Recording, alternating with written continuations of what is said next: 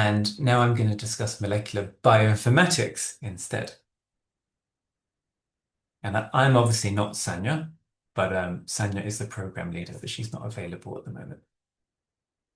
So bioinformatics is what I've previously discussed, but with more computer focus and data focused. So it can be looking at this, I believe, is golden rice, for example, to develop the genes, to plan where should the gene go, for example, what is the expected expression? How did it express that gene? What was the data saying? It can be investigating infections, for example. It can also be used for forensics purposes as well.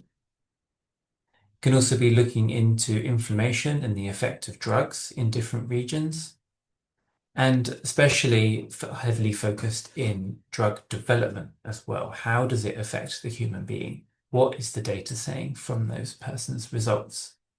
So bioinformatics can be anything that we said before in the molecular biodesign, but instead of having a bit of a lab focus, it's very much in the computer focus, in the data realm. If we're looking at the setup of the program, we have year 1, 2, 3 again. And you may notice some similarities. For example, we have cell biology in the first year, basic chemistry, genetics, because again, we're building this strong foundation in the first year. But you see that we have more computer related things. So introduction to computer tools, for example. Python is now in year 1, for example. And we move on to expression with R, a different programming language, some mathematics. And in third year, we have more programming projects as well. So again, we're doing the same kind of research, but you're looking at the data side of things. And with the thesis work, again, you can do it here at the University of Herfta, or you can find projects abroad or within Sweden as well. The great advantage with bioinformatics is that you are using computers and you do not necessarily need to travel to a lab. So many of our students still work in their house, for example, or sorry, let me rephrase that. They still work from home, but their project might be in Gothenburg or it could be in Stockholm, but they work from home because it's just data. They just need a computer. Bioinformatics is a really fun field. There's not enough bioinformaticians. And that means that when you're thinking about your career afterwards, you are in higher demand because they need more people who can program, who can understand the biology and also understand programming as well and work with AI.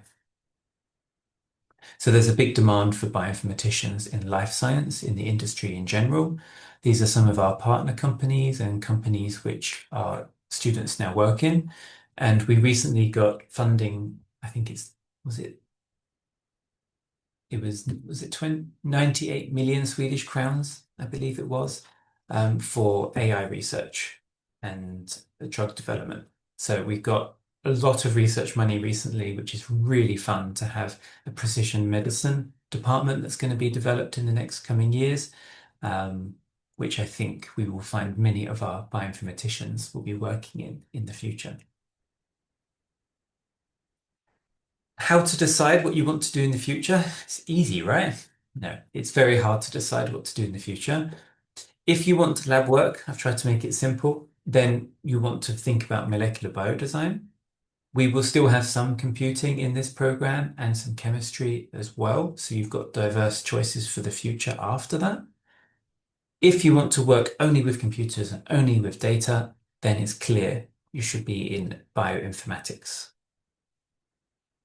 We do also have some students who are taking extra courses with the programs. So I often have bioinformaticians joining me in some molecular biodesign labs, for example, because they just wanted to study something extra and they wanted a bit of lab work as well to spice things up.